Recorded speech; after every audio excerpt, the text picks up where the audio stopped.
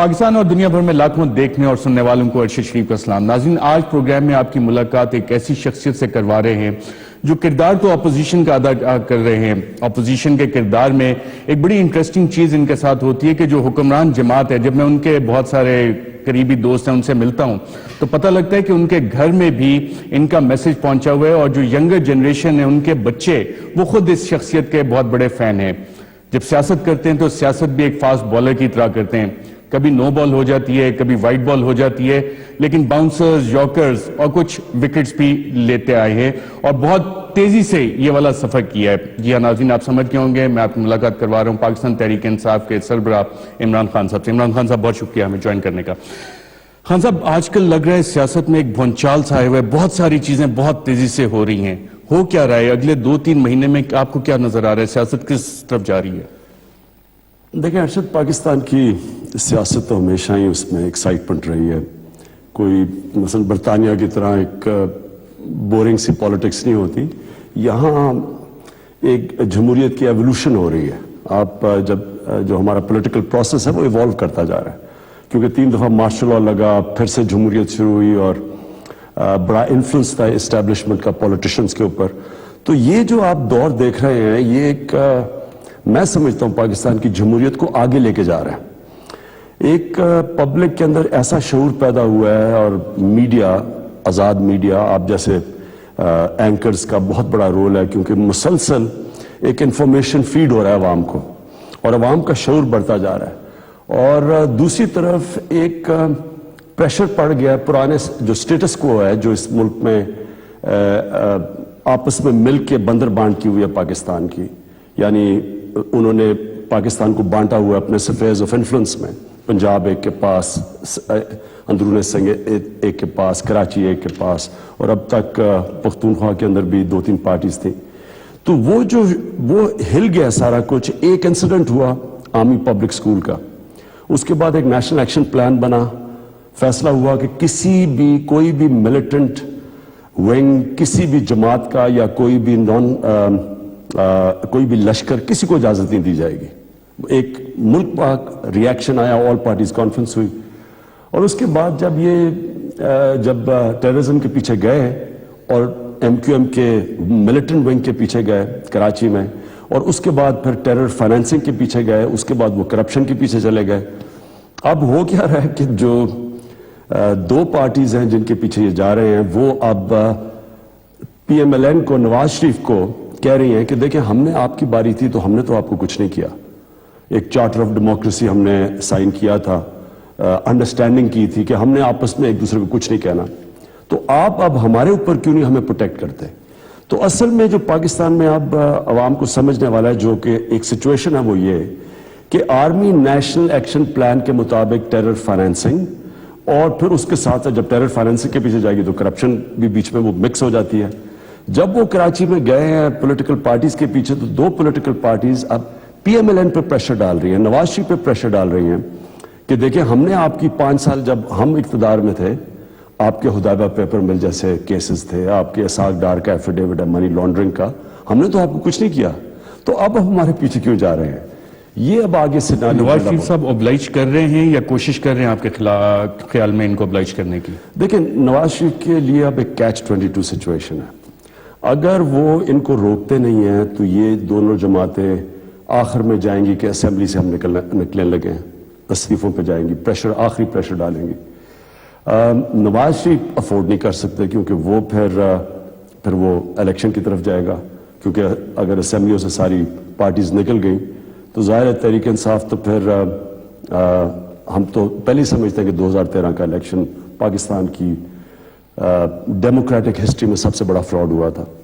تو وہ پھر اگر تو ان کو روکتے ہیں، ان کو رینجز کو روکتے ہیں ایکشن سے، تو ایک قوم کے اندر رد عمل آئے گا۔ ایک قوم بڑی خوش ہے ایکشن سے، قوم چاہتی ہے کہ اگر پولیس نہیں پکڑ سکتی دہشت گردوں کو تو رینجز کو پکڑنا چاہیے، اگر ہماری نیب یا ہمارے ادارے نہیں روک سکتے کرپشن کو، جو کہ عوام کا پیسہ لوٹا جا رہا ہے، تو ٹھیک ہے، اگر رینجرز یا جاری ہیں اس کے پیچھے تو ٹھیک ہے۔ تو نواز شریف اب یا اگر ان پارٹیز کو بچاتے ہیں، پبلک کا ری ایکشن آئے گا، اور اگر پبلک کے ساتھ جاتے ہیں تو پھر ان پارٹی کا ریاکشن آئے گا. لیکن خان صاحب آپ کی بھی کئی دفعہ یہ آپ کی پارٹی کی طرف سے بھی ڈیمانڈ آئی کہ جناب پنجاب میں بھی اسی طرح کا ایکشن ہونا چاہیے.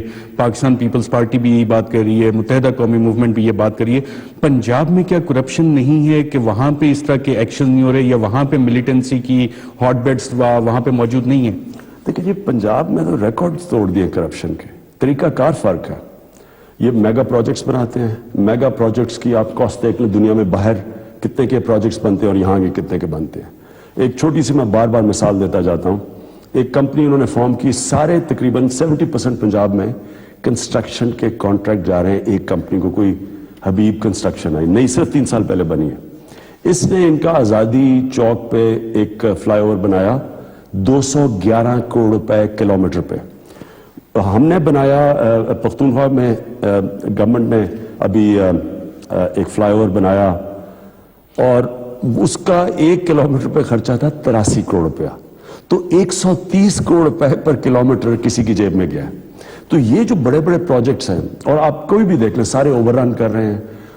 نندی پور دیکھ لیں, یہ نیا ایئرپورٹ بن رہا ہے, اس کا کوئی 200% اوور رن ہے. جو بھی ان کے پروجیکٹس دیکھ لیں ان کے اوپر اوور رن ہے. کوئی تحقیقات نہیں ہے کہ کیوں. انہوں نے آتے ساتھ ہی آئی پی پیز کو 480 ارب روپیہ دیا. وہ سب کو کوئی اس کی آڈٹ نہیں, کوئی اس کا ٹرانسپیرنسی نہیں. تو یہ جو ان کا طریقہ کار ہے, اور ساری کنسٹرکشن سڑکیں بن رہی ہیں, اب یہ جو اورنج ٹرین بنا رہے ہیں, یہ ہم نے ریو میں اسٹڈی کیا کہ ریو میں ارجنٹینا میں اسی طرح کی آدھی قیمت پہ بن رہی ہے ٹرین. تو یہ کرتے کہ ہم میگا پروجیکٹس بناتے ہیں, اس میں سے بہت بڑی کمیشن نکالتے ہیں, کوئی ان کو پوچھنے والا نہیں ہے. اپنا انہوں نے نیب کا چیئرمین رکھا ہے اپوزیشن کے ساتھ مل کے. اب اس کو بھی یہ برداشت نہیں کر سکتے. وہ تھوڑا آگے بڑھتا تو اس کو بھی پیچھے پڑ جاتا. بالکل پنجاب میں جانا چاہیے ان کو. بالکل پنجاب میں اکاؤنٹیبلٹی بھی کروانی چاہیے. پنجاب میں دہشت گرد ہیں, ان کے پیچھے جانا چاہیے. اور اگر دیکھیں, اگر انصاف تو ہوتا ہے سب کے لیے. ایک میں چیلنج کرتا ہوں کہ آئیں پختونخوا میں آئیں. اگر ہم کسی کو نہیں پکڑ سکتے, دہشت گرد کو, ہم کسی کرپٹ کو نہیں پکڑ سکتے, تو ان کو وہاں بھی آنا چاہیے. کیونکہ اصل میں تو عوام کی بہتری کس میں ہے؟ عوام کی بہتری ہے کرپشن روکی جائے, عوام کی بہتری ہے دہشت گردی روکی جائے. رنجیت سنگھ کے بعد جو دوسرا سب سے بڑا دور حکومت ہے وہ شریف برادران کا پنجاب میں, اور شہباز شریف صاحب ان تمام ایلیگیشنز کے جواب میں کہتے ہیں کہ جناب اگر 1 روپے کی کرپشن ثابت ہو جائے تو میں سیاست چھوڑ دوں گا.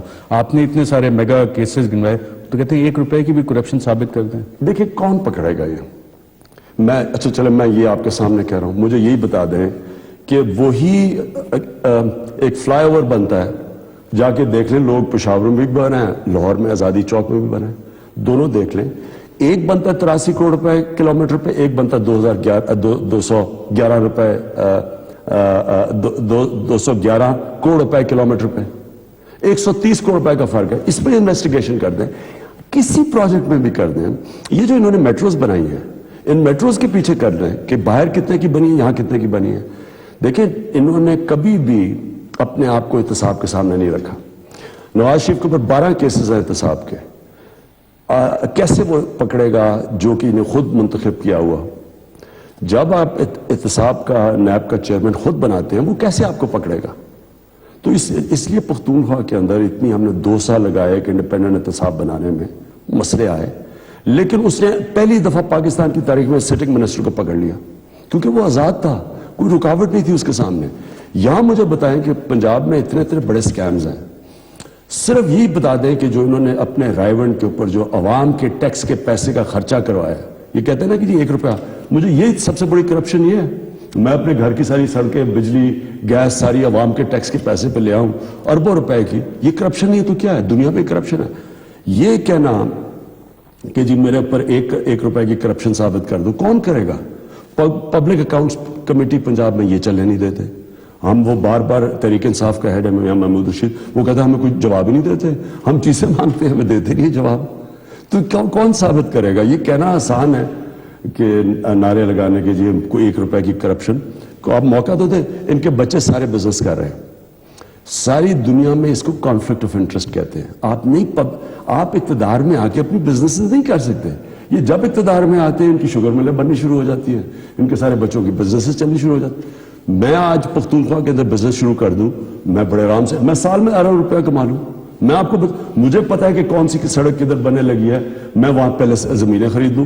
مجھے پتا ہے کہ مجھے کون روکے گا, میں ٹیکس بھی دوں گا. میں یار میں اقتدار میں آ کے اگر بزنس شروع کروں, گورنمنٹ میری ہے, میرے لیے بڑا آسان ہے, خیبر بینک ہے, میں قرضے لے لوں اسے. تو یہ تو کوئی مشکل ہی نہیں ہے پیسہ بنانا. اس لیے دنیا میں کانفلکٹ آف انٹرسٹ لا ہوتا ہے. خان صاحب, آپ نے بچوں کے بزنسز کی بات کی. آف شور کمپنیز پہلی دفعہ ایکسیپٹ کیے آن ریکارڈ آ کے میاں صاحب کے صاحبزادے کہ ہاں جی 2 آف شور کمپنیز ہیں اور 2 عدد فلیٹس ہیں, 16A اور 17A ایون فیلڈ لنڈن. یہ وہاں پہ پراپرٹی کی ویلیو, آپ تو لنڈن کافی رہ بھی ہوئے ہیں, آپ کو وہاں پہ پتہ بھی ہے, انیشلی یہ پیسہ گیا کیسے, کچھ اس کا ٹریک ہے, کبھی یہ کوئی سوال ہوا, تحقیقات اس معاملے پہ شروع ہوئی تھی, بند ہو جاتی ہیں. آپ نے احتساب کی بات کی, یہ احتساب کرے گا کون اور کیسے ہوگا؟ ارشد, یہ اور ایکچولی اگر یہ جو آپ نے باتیں کی ہیں نا, یہ ہم کر لیں تو یہ پاکستان ایک عظیم ملک بن جائے گا. ہمارا سب سے بڑا مسئلہ یہ ہے کہ کرپشن اور ٹیکس کی چوری, یہ 2 بڑے عذاب ہیں پاکستان کے, کرپشن اور ٹیکس کی چوری. اس کی وجہ سے ہمارے ملک میں پیسہ ہی نہیں ہے, ہم اپنا ملک ہی نہیں چلا سکتے. اس کی وجہ سے قرضے لینے پڑتے ہیں, اور جب قرضے لے رہے ہیں تو جو آپ کو قرضے دیتا ہے وہ کہتے ہیں, جب اپنی قرضوں کی قسطیں واپس مانگتا ہے تو ہم مہنگائی کرتے ہیں, ڈیزل کے اوپر 98% ٹیکس لگا دیتے ہیں, ساری عوام کے اوپر بوجھ ڈال دیتے ہیں, سارا غریب ہو جاتا ہے. چھوٹا سا طبقہ جو پیسے نہیں دیتا امیر والا, وہ امیر ہو جاتا ہے. تو اگر ہم پیسہ اکٹھا کر لیں, یہ 2 چیزیں کنٹرول کر کے, کرپشن روک کے اور ٹیکس کی وصولی کریں, وہ ہو ہی نہیں سکتی جب تک اثاثے نہ ڈکلیئر کریں. یہ دونوں چیزیں اگر آپ نے روکی ہیں, اثاثے ڈکلیئر کریں, اور جب پرائم منسٹر خود اپنے اثاثے ڈکلیئر کرتا ہے پھر وہ لوگوں سے کہہ سکتا ہے کہ جی آپ اپنے اثاثے ڈکلیئر کریں. اب ان کی شریف خاندان کے اثاثے ڈکلیئر ہی نہیں ہیں, ان کے اور ان کے بچوں کے اثاثے ڈکلیئر کریں کہ مجھے ان کے بیٹے کی, مجھے پیپرز بھجوائے لنڈن سے, فلیگ شپ انٹرنیشنل کوئی کمپنی ہے بیٹے کی ان کی, اس کی جو ویلیو ہے وہ 200 ارب روپے ہے. اور ان کے جو بیٹے کا جو ایک گھر تھا, وہ حسن نواز صاحب کی بات کر رہے ہیں, حسن نواز ایک کی ان میں سے, اور اس کا جو گھر تھا لنڈن میں ہائیڈ پارک, اس کی قیمت کو 45 ملین پاؤنڈ تھی, جو کم 700 کروڑ روپے کے قریب ہے. میں سوال یہ پوچھتا ہوں کہ 20 سال پہلے ان کے پاس کچھ نہیں تھا باہر, انہوں نے پہلے مے فیئر کے فلیٹس لیے, وہ بھی ڈکلیئر نہیں کیے. مے فیئر کے فلیٹس کا پتہ کیسے لوگوں کو چلا؟ جب ایک ہدایبہ پیپر مل کا کیس ہوا لنڈن کے اندر, انہوں نے ڈیفالٹ کر دیا تھا, ادھر ہائی کورٹ کی ججمنٹ آ گئی, انہوں نے کہا جی 30 ملین پاؤنڈ دو. 30 ملین پاؤنڈ اب انہوں نے ڈکلیئر تو کیے نہیں تھے, اب کدھر سے 30 ملین پاؤنڈ؟ انہوں نے کہا جی کسی عرب شہزادے نے تحفہ دے دیا. تو وہ کیس تھا جو مشرف نے ان کو NRO دیا. مشرف, یہ جب نواز شریف کے اوپر کیس کیا جنرل مشرف نے, وہ کیس ہدایبہ پیپر مل کا کٹ اینڈ ڈرائی کیس تھا. انہوں نے NRO دے کے ان کو اپنے لیے اپنے آپ کو بچانے کے لیے ان کو سعودی عربیہ بھیج دیا. جب یہ واپس آئے تو باری آ گیا آصف زرداری کی, پھر وہ کیس کو انہوں نے اسٹے آرڈر لے لیا ہائی کورٹ میں جا کے. تو ان کی جو کیسز ہیں وہ کبھی پکڑے نہیں جاتے, کیونکہ دیکھیں دونوں طرف کیسز ہیں, آصف زرداری کے اوپر کیسز ہیں, ان کے اوپر کیسز ہیں. یہ دونوں کبھی کچھ نہیں کریں گے ایک دوسرے کو, اور کیونکہ یہ دونوں نہیں کریں گے باقی بھی بچ جاتے ہیں سارے. اب الطاف حسین کی بتائیں گے کدھر سے پیسہ آیا, منی لانڈرنگ ہے, سب کچھ ہے. کراچی میں بھتہ خوری ہے, یہ سب کو پتہ ہے اس چیز کا, یہ کوئی چھپی بات نہیں ہے, یہ 20 سال سے سب کو پتہ ہے. لیکن کون پکڑے گا ان کو؟ ان کے باہر کے جو ساسے پڑے ہوئے ہیں, سب ڈرتے ہیں کیونکہ ساروں کے ساسے باہر پڑے ہوئے ہیں. خان صاحب, آپ نے ذکر کیا 20 سال سے, بالکل یقیناً یہ 20 سال سے کیسز چل رہے ہیں. راکفورڈ اسٹیٹ کا بھی تھا, پھر NRO کا جو آپ نے ذکر کیا, اس کے بعد باقاعدہ طور پہ 2008 میں سر مینشن حوالے ہوا زرداری صاحب کو, وہ بھی ڈاکومنٹس آ گئے. نواز شریف صاحب کا آپ نے یہ بتایا, یہ ساری چیزیں ریکارڈ پہ موجود ہیں. کیا یہ چیزیں اسی طرح چلتی جائیں گی, بیانات چلتے جائیں گے کہ ہاں جی منی لانڈرنگ ہو گئی, اتنے لاکھوں پاؤنڈ کی منی لانڈرنگ ہو گئی, یہ فلانے نے باہر ایسٹ بنا لیے, فلانے کے بزنسز یہاں باہر ہیں اور انویسٹمنٹ ہم پاکستان کی یہ صحیح کیسے ہو گیا؟ یا صرف ہم یہ بیانات اور اسی سائیکل میں چلتے جائیں گے, اور اگلے کتنے سال, اگلی کون سی جنریشن میں جا کے, نیکسٹ جنریشن یا 10ویں جنریشن میں آ کے شاید کوئی معاملات, کیا امید آپ دلا سکتے ہیں قوم کو؟ میں تو بالکل مایوس نہیں ہوں. میں سمجھتا ہوں کہ یہ پاکستان یہ بڑی تیزی سے جا رہا ہے اس طرف کہ ایک بہت بڑا احتساب ہوگا اس ملک میں. احتساب ہوگا الیکشن کے دوران, وہ کرے گا جو کہ خود پہلے اپنا احتساب کر سکتا ہے. دیکھیں کبھی بھی ایک کرپٹ آدمی کا احتساب نہیں کر سکتا. پہلی چیز یہ پرنسپل ہے, یہ ہمارے سامنے واضح ہو گیا. چارٹر آف ڈیموکریسی کے نام پہ چارٹر آف مکمکہ ہوا, اپنا احتساب کمیشن, اپنا نیب کا ہیڈ, اپنے الیکشن کمشنرز, اپنی کیئر ٹیکر گورنمنٹ, یہ تینوں انہوں نے فیصلہ کیا. ان کا دیکھیں جی پلان بڑا سمپل ہے, عوام کو سمجھنا چاہیے کہ ان کا پلان ہے کیا. ان کا پلان یہ ہے کہ یہ مل کے آپس میں نورا کشتی کھیلتے رہیں, اور جب ایک صرف ان کو خطرہ کسی سے تھا, تحریک انصاف سے, سب اکٹھے ہو گئے اسمبلیوں میں, جوائنٹ سیشن میں سارے اکٹھے ہو گئے, سب نے برا بھلا کہا, سب کہہ رہے ہیں کہ الیکشن میں دھاندلی ہوئی ہے. تحریک انصاف کہہ رہی ہے تفتیش کرواؤ, اس کو کہہ رہے ہیں جی غیر جمہوری ہے. سب اکٹھے ہو گئے کیونکہ ان کے مفادات ایک ہیں. یہ ہے انٹرسٹ کی جنگ. ان کا انٹرسٹ یہ ہے کہ یہی سسٹم رہے, کوئی احتساب نہ ہو, اور الیکشن اسی طرح کے دھاندلی شدہ الیکشن ہو تاکہ یہ باری پھر دھاندلی کر کے واپس آ جائے. لیکن مجھے لوگ کہتے ہیں کہ عمران صاحب آپ دھاندلی بار بار کرتے رہتے ہیں. میں اپنی قوم کو بتانا چاہتا ہوں کہ اگر ہم نے یہ دھاندلی نہ روکی, ان کے بچوں کی لوگ غلامی کریں گے, کیونکہ انہوں نے یہ سسٹم کو اوپر قبضہ کر بیٹھے. الیکشن کمیشن ان کی ہے, الیکشن کمیشن نے پوری طرح ان کے ساتھ مل کے دھاندلی کی, اور پھر دھاندلی کو ایکسپوز کرنے سے بچایا. اب الیکشن کمیشن نے 400 لوگوں کو, تقریباً 400 لوگ جو ملوث تھے بے ضابطگیوں میں, وہ بھی ایک دھاندلی کا دوسرا نام ہے, تو ان لوگوں کو انہوں نے معاف کر دیا. الیکشن کمیشن کون ہے؟ یہ قوم کے مجرم ہیں. انہوں نے, اگر آپ بے ضابطگیاں کریں نیشنل الیکشن میں, یہ جرم ہے. آپ کے پاس 400 لوگوں یا اتنے کے نام تھے, انہوں نے معاف کر دیا. اس لیے معاف کیا کہ اگر وہ کٹہرے میں کھڑے ہوتے تو ان کے اوپر ساری انگلیاں آنی تھی کہ الیکشن کمیشن کے ساتھ مل کے انہوں نے کیا, اس لیے معاف کر دیا. مجرم تھے قوم کے. دیکھیں ہمیں جب تک الیکٹرل پروسیس ہم نے ٹھیک نہ کیا, ہم پارلیمنٹری ریفارم کمیٹی بنی ہوئی ہے الیکشن پروسیس ٹھیک کرنے میں, لیکن جب تک سزائیں نہ دی جو لوگ جرم کرتے ہیں. اب ایاز صادق کا الیکشن ہوا ہے اسپیکر کا, ثابت ہو گیا کہ 53,000 انویلڈ ووٹس تھی, 1,84,000 میں سے 53,000 انویلڈ ووٹس تھی. اب اس کا مطلب یہ ہے کہ 53,000 انویلڈ ووٹس کا مطلب کہ اتنا بڑا جرم ہوا, کوئی تفتیش کروائی الیکشن کمیشن نے, پھر سے ری الیکشن کروا دیا. کسی کو پکڑا کہ 53,000 غلطیاں آپ نے کیسے کر دی, پھر سے الیکشن کروا دی. الیکشن میں پھر سے فراڈ کیا. پھر کیا کرتی ہے الیکشن کمیشن؟ اور میں ارشد یہ خاص طور پہ میں اپنی قوم کے سامنے رکھنا چاہتا ہوں کہ اتنا مجھے شرم آئی کہ یہ لوگ ہیں, ججز ہیں, یہ بیٹھے ہوئے ہیں. وہ ہوا کیا کہ اگر آپ ووٹ ایک حلقے سے باہر نکالیں یا باہر سے حلقے میں ووٹ لے کے آئیں تو وہ فراڈ ہے اگر آپ فارم اے نہ بھریں. اب 21,000 ووٹیں ایسی ہیں جس کا کوئی ریکارڈ ہی نہیں ہے. وہ الیکشن کمیشن کے پاس گئے, انہوں نے کہا جی ٹرائبونل کے پاس جاؤ. ٹرائبونل نے کہا ہم دیکھ ہی نہیں سکتے. وہ واپس کہتے الیکشن کمیشن کے پاس گئے, انہوں نے کہا جی ہمارے 60 دن پورے ہو گئے. جان کے ڈیلے کر کے 60 دن پورے ہو گئے, ہم سن ہی نہیں سکتے. یعنی مل کے دیکھیں 2 دفعہ فراڈ ہوا, مل کے کیا انہوں نے. تو جب تک ارشد ہم یہ الیکٹرل پروسیس ان کی دھاندلی نہیں روکیں گے, یہ کرتے کہ یہ پیسہ بنائیں گے, پیسہ بنا کے یہ خریدیں گے الیکشن کمیشن کو, پھر یہ پیسہ پھینکیں گے الیکشن میں جیت کے آ جائیں گے, پھر اور پیسہ بنائیں گے. یعنی کہ خان صاحب آپ کی بات سے جو میں چیز سمجھا ہوں کہ پورا سسٹم rigged ٹو دا کور, چاہے آپ الیکشن کمیشن اٹھا لیں, چاہے آپ نیب اٹھا لیں, یا کوئی بھی ادارہ اٹھا لیں, جو آپ کی باتوں سے میں چیز سمجھ رہا ہوں, تو پھر تو یہ چیزیں اسی طرح چلیں گی میرے خیال سے. تبدیلی کیسے آئے گی؟ اگر پبلک اس کے سامنے کھڑی نہیں ہوگی, جو میں سمجھتا ہوں کہ پبلک تیار ہے کھڑی ہونے کے لیے, جب تک پبلک اس کے اگینسٹ کھڑی نہیں ہوگی, اگر ہم نے یہ سٹیٹس کو توڑنا ہے تو یہ صرف عوام کے زور سے ٹوٹ سکتا ہے. کیونکہ انہوں نے سسٹم کو جکڑ لیا. اب انہوں نے جو لیورز ہیں, جو اسٹیٹ کے اپریٹس ہیں, اب پنجاب اور سندھ ہیں, دونوں پولیس اسٹیٹس ہیں. میرے اوپر کوئی 5-6 FIR کٹی ہوئی ہیں, کوئی دہشت گردی کے اوپر, ہمارے کارکنوں کے اوپر کٹی ہوئی ہیں. وہ دھرنا جو کہ پرامن احتجاج ہمارا حق ہے, اس پہ آ کے وہ لوگوں کو, ابھی بےچارے 100-200 لوگ آتے ہیں جن کے اوپر FIR کٹی ہوئی ہیں. لوکل گورنمنٹ الیکشن ہوا, ہمارے کو 12-13 لوگ مار دیے انہوں نے پنجاب میں. وہ نہیں پکڑے گئے لیکن ہمارے اوپر FIR کٹ گئی. سندھ کے اندر وہ عمر کوٹ میں ہماری ذرا پوزیشن اچھی تھی, سارے MNA اور سارے جتنے بلدیاتی الیکشن لڑ رہے تھے سب پہ FIR کٹ گئی. یہ پولیس اسٹیٹ ہے.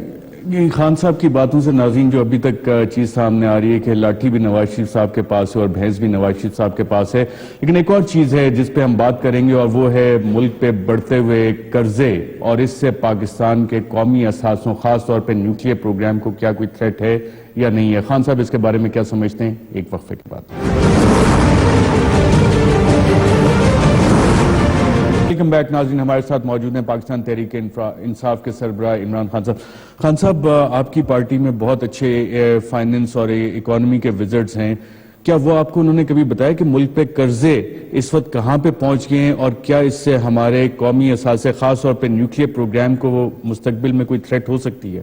ارشد، میں آپ کو اکانومسٹ نہیں ہونا چاہیے سمجھنے کے لیے کہ ملک سے ہو کیا رہا ہے۔ پاکستان کے جو ٹوٹل قرضہ تھا 2007 تک وہ 5,000 ارب روپیہ تھا، 5 ٹریلین روپیہ۔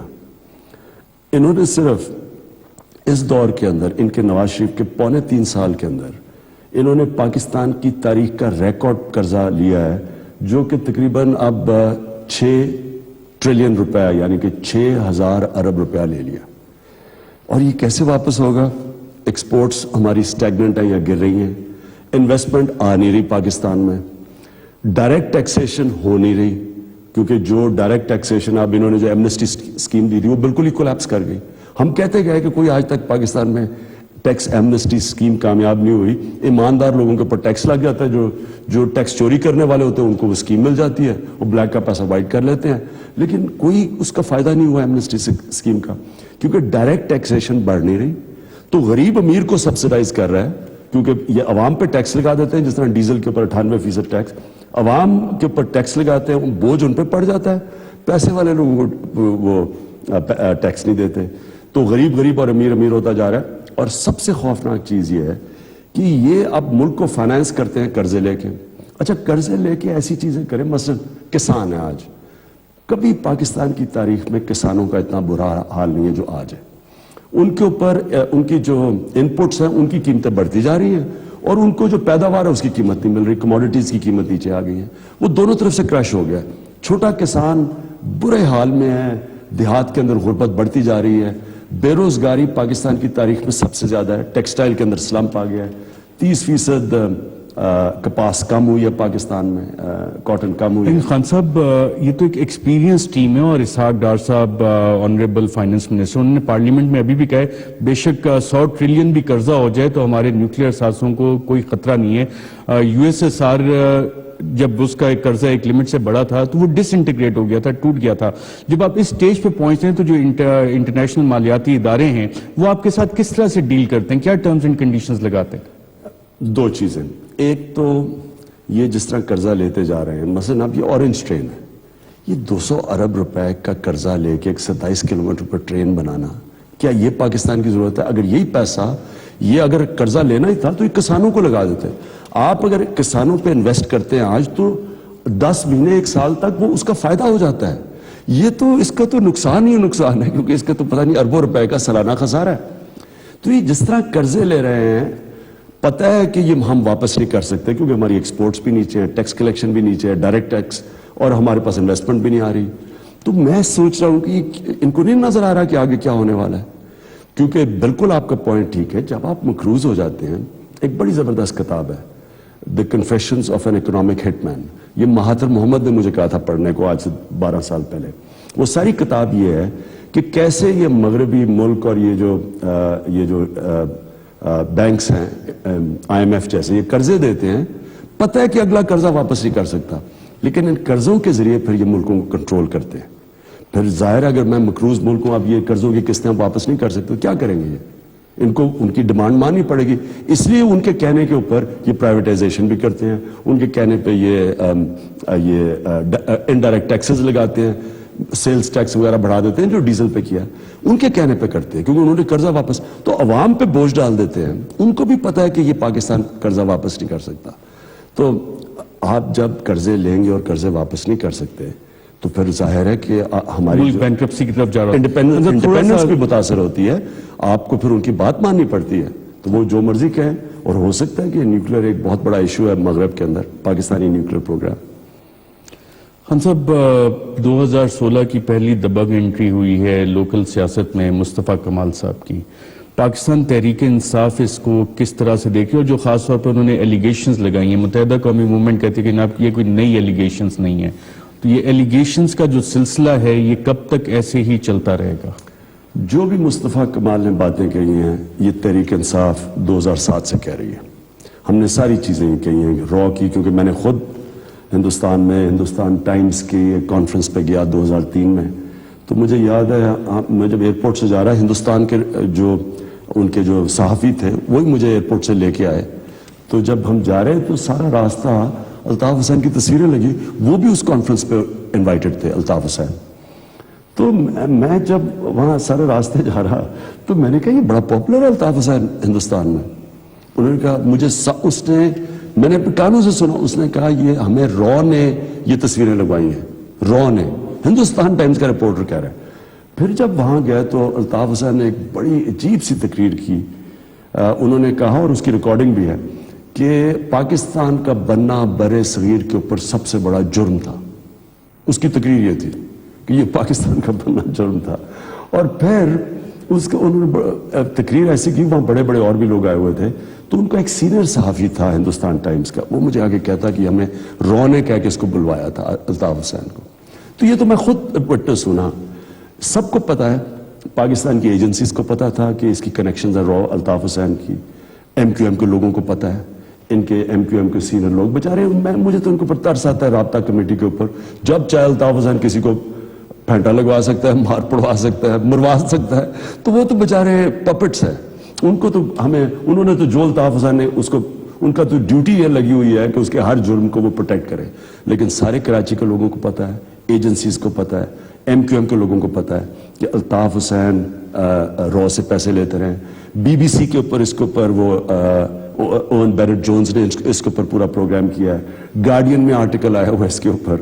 سب کو پتا ہے ان کی دہشت گردی کا, سب کو پتا ہے منی لانڈرنگ. بڑی انٹرسٹنگ چیز, اگر ہم دیکھتے ہیں نیو یارک ٹائمز میں ایک سٹوری چھپتی ہے ایگزیکٹ کے حوالے سے, انٹیریئر منسٹر اس پہ ایکشن بھی لے لیتے ہیں, ساری کاروائیاں بھی چلتی ہیں اس کے اوپر. یہ تو ایک بڑی سیریس قسم کی ایلیگیشن ہے جو اگر کسی اور ملک میں آتی تو اس پہ کس طرح کا ریئیکشن ہوتا, اور اس پہ آپ بھی کہہ رہے ہیں, باقی لوگ کنفیشنل سٹیٹمنٹس بھی آ رہی ہیں, رینجرز والے سینئر افسران یونیفارم میں کھڑے ہو کے یہ باتیں کر رہے ہیں, تو اس پہ وزارت داخلہ اتنی شرمندہ کیوں نظر آتی ہے؟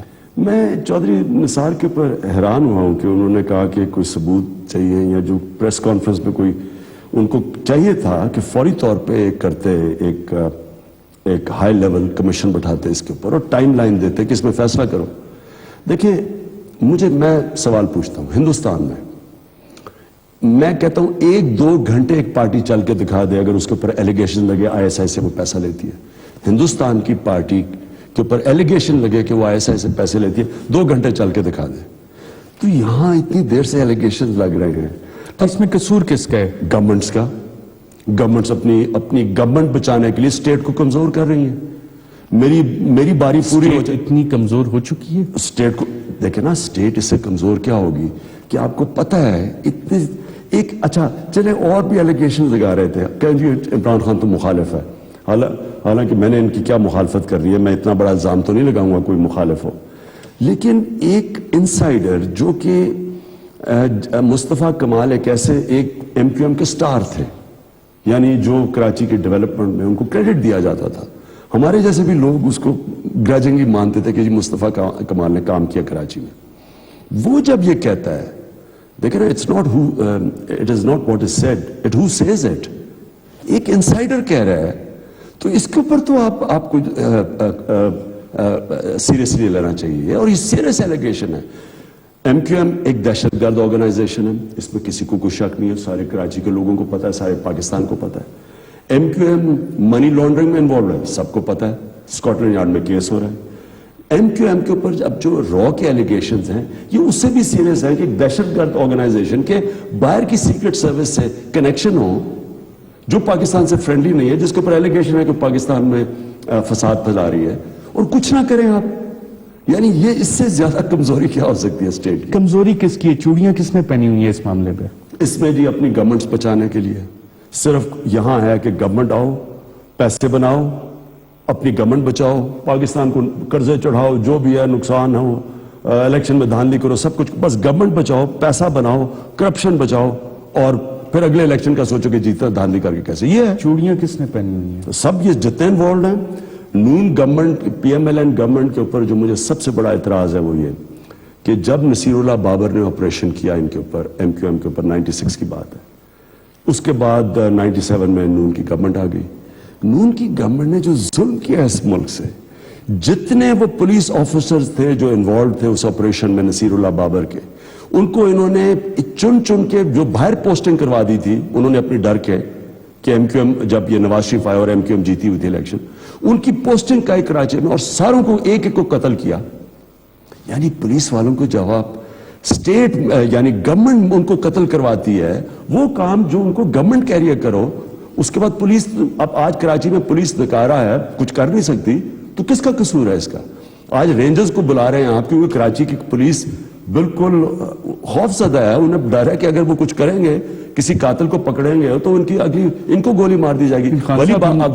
ولی بابر کو جو قتل کیا گیا, جو پولیس والے وٹنس تھے, 3 پولیس والوں کی آنکھوں میں گولیاں ماری گئی, تو کس پولیس والے نے کام کرنا ہے؟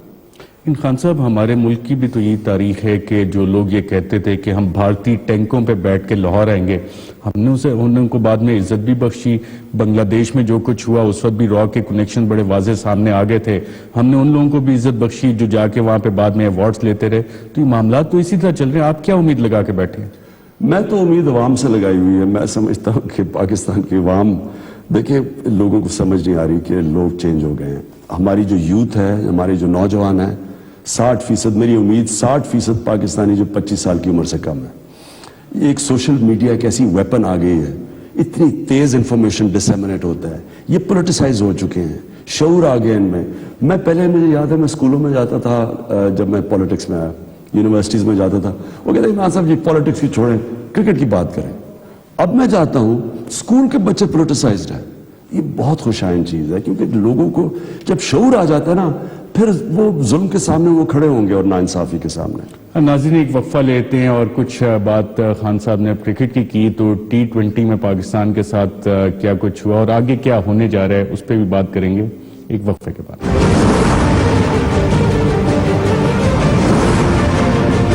ویلکم بیک ناظرین, ہمارے ساتھ موجود ہیں پاکستان تحریک انصاف کے سربراہ عمران خان صاحب. خان صاحب, مصطفیٰ کمال صاحب کی بھی انٹری, انہوں نے بھی پاکستان کا جھنڈا اٹھایا ہوا تھا. اس سے پہلے ذوالفقار مرزا نے بغاوت کی اور وہ بھی پاکستان کا جھنڈا لہراتے رہے. مستقبل میں آپ دیکھتے ہیں کہ سندھ کی حد تک پاکستان تحریک انصاف کا ان لوگوں کے ساتھ کوئی اتحاد ہو سکتا ہے؟ جی ہو سکتا ہے. جو بھی ایک ظالم سٹیٹس کو کے خلاف کھڑا ہے, اس سے ہمارا بالکل ہو سکتا ہے. یہ ذوالفقار مرزا صاحب کے ساتھ بھی اور مصطفیٰ کمال, اور اگر ان کی ابھی تک تو وہ نامعلوم ایک پارٹی ہے, کوئی آئیڈینٹی بنتی ہے, لوگ ان کو جوائن کرتے ہیں, تو پی ٹی آئی سندھ میں ایم کیو ایم کا اولڈ کارڈر اور پاکستان پیپلز پارٹی کو چیلنج کرنے کے لیے اس پاسبلٹی کو رول آؤٹ نہیں کرتے. سندھ کے اندرون سندھ میں بھی اور کراچی میں بھی جو بھی لوگ سٹیٹس کو کے خلاف کھڑے ہوں گے, ہم ان کے ساتھ ملنے کے لیے تیار ہیں. کہ دیکھیں اندرون سندھ میں بھی ایک سٹیٹس کو ہے, خوفناک ہے, ظالم ہے, پولیس کے ذریعے کنٹرول کرتا ہے, کرمنلز کے ذریعے کنٹرول کرتا ہے. اور کراچی میں بھی ایک سٹیٹس کو ہے جو کراچی کے لوگوں کو کنٹرول کر کے بیٹھا ہوا ہے. ایک پاکستان کا فائنینشیل ہب ہے, وہ کنٹرول ہوا ہے تھوڑے سے لوگوں سے جو خوف کے ذریعے لوگوں کو کنٹرول کرتے ہیں. جو بھی جن کو بھی ہم سٹیٹس کو ہٹانے کے لیے جو ہمارے ساتھ ملیں گے, ہم ملائیں گے ان کو ساتھ. خان صاحب, پاکستان کرکٹ ٹیم کے ساتھ کیا ہو رہا ہے؟ پاکستان کرکٹ ٹیم کے ساتھ وہ ہو رہا ہے جو سارے پاکستانی اداروں کے ساتھ ہو رہا ہے. میاں نواز شریف نے یا تو میرٹ پہ کوئی بھی ادارے کا ہیڈ بنایا ہوتا تو میں کہتا کہ جی کرکٹ سے ظلم ہو رہا ہے, لیکن ہر جگہ انہوں نے اپنے کرونیز, اپنے سفارشی لگائے ہوئے ہیں جو ان کو سروسز دیتے ہیں شریف خاندان کو, پاکستان کو نہیں, شریف خاندان کو. الیکشن میں دھاندلی اگر کروا دی ہے, مدد کی ہے نجم سیٹھی نے ان کو جیتنے کے لیے, کرکٹ کا ہیڈ بنا دیا. اسی طرح باقی ہیڈز بھی آپ دیکھ لیں, کوئی اسٹیل مل, پی آئی اے, کوئی ہیڈ دیکھ لیں, کوئی میرٹ کے اوپر نہیں ہے. ان کی پرسنل وفاداری ہے شریف خاندان سے, چاہے وہ پاکستان کو تباہ کرے, ادارے کو تباہ کرے, ان کو فکر نہیں ہے. بس ہمارا غلام ہو, ہمارا درباری ہو, وہ آ جائے بس. تو کرکٹ وہ ہونا تھا جو باقی سارے پاکستان کے اداروں سے ہو رہی ہے. حالانکہ افسوس یہ ہے کہ کرکٹ میں بہت ٹیلنٹ ہے. میں آپ کو بتا رہا ہوں, ویو رچرڈ جیسے, عمران خان تو چلے گئے پاکستانی ہے, کہے گا پاکستان میں ٹیلنٹ ہے, لیکن ویو رچرڈز کہتا ہے کہ جتنا ٹیلنٹ اس نے پاکستان میں دیکھا کہیں نہیں ہے. آج بھی جو پاکستان کی بولنگ ہے، حالانکہ اس ایک بالکل فرسودہ نظام، ایک نہ ہونے کے برابر فرسٹ کلاس کرکٹ سٹرکچر، اس کے باوجود آپ جو پاکستان کا بولنگ ٹیلنٹ دیکھیں سب سے بہتر ہے. ایک ایسی بولنگ ہے پاکستان کی جو کہ اگر یہ بیٹنگ کی کمبینیشن ٹھیک کر دیں وہ جتا دے پاکستان، ابھی بھی کمپیٹ کر سکتی ہے ورلڈ کپ میں. پاکستان کو بھارت جا کے کھیلنا چاہیے میچ. دیکھیں مجھے ایک پاکستانی ہوتے ہوئے مایوسی ہوئی ہے. میں یہ کہہ دوں کہ میں وہ پاکستانی جو سمجھتا ہوں کہ پاکستان اور بھارت کے جو ہمارے ریلیشن ہیں وہ ٹھیک ہونے چاہیے. لیکن جس طرح کی سٹیٹمنٹ وہ دھرمسالہ کے وہ جو چیف منسٹر نے دیا ہے ہمل پردیش کی کہ جی یہ پاکستان نہیں آ سکتا یہاں، یعنی پاکستان ایک ورلڈ کپ کھیل رہا ہے اور ایک وہاں چیف منسٹر سٹیٹمنٹ دے رہا ہے کہ ملک ہمارا پاکستان آ نہیں سکتا. یہ کس قسم کا رویہ ہے؟ میں سمجھتا ہوں کہ پاکستان کو بالکل وہاں نہیں جانا چاہیے، کیونکہ اب اس نے جو سٹیٹمنٹ دیا ہے، ہندوستان کہہ رہے جی میچ وہیں ہوگا، اس نے جو سٹیٹمنٹ دے دیا ہے وہاں کراؤڈ بڑا ہاسٹائل ہوگا پاکستان کے خلاف، سیکیورٹی تھریٹ ہو سکتی ہے، کراؤڈ کچھ بھی کر سکتا ہے.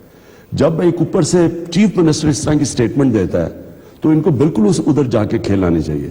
لیکن مجھے بڑا مایوس ہوں ان کا، ہندوستان میں بھی ایسے پولیٹیشنز ہیں جو صرف اپنی سیاست چمکانے کے لیے نفرتیں پھیلاتے ہیں. تو مجھے بڑی مایوسی ہوئی ہے. میں تو اس کے اوپر میں تو سٹینڈ لوں، اگر میں ہوں میں وہاں ادھر تو نہ جاؤں جدھر اس طرح کی سٹیٹمنٹ دی ہے چیف منسٹر نے. تو ہماری حکومت اور پی سی بی سٹینڈ کیوں نہیں لے گا؟ مجھے سمجھ نہیں ہے. میں نے کوئی ایک سٹیٹمنٹ پڑھی ہے کہ وہ آپ کو ٹیم بھیج رہے ہیں، وہ چیک کرے گی کہ وہاں سیکیورٹی ٹھیک ہے یا نہیں ہے. لیکن بہرحال اگر ایک چیف منسٹر اس طرح کی سٹیٹمنٹ، گٹ فیلنگ کیا کہتی ہے؟ ٹیم تو جائے گی.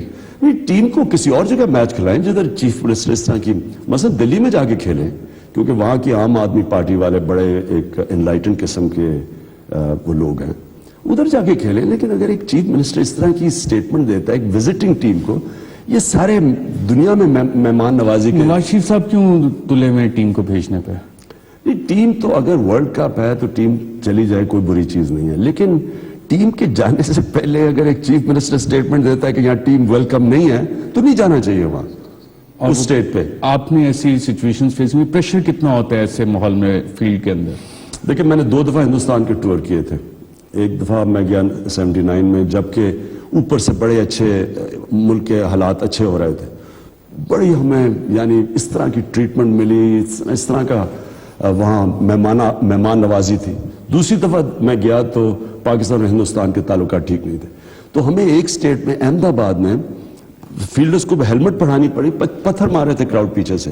تو اگر ان حالات میں کھیلنا کافی مشکل ہوتا ہے. عمران خان صاحب بہت شکریہ ہمارے ساتھ پروگرام میں گفتگو کرنے کا. ناظرین آج کے پروگرام میں اتنے اجازت دیجیے گا. اللہ حافظ.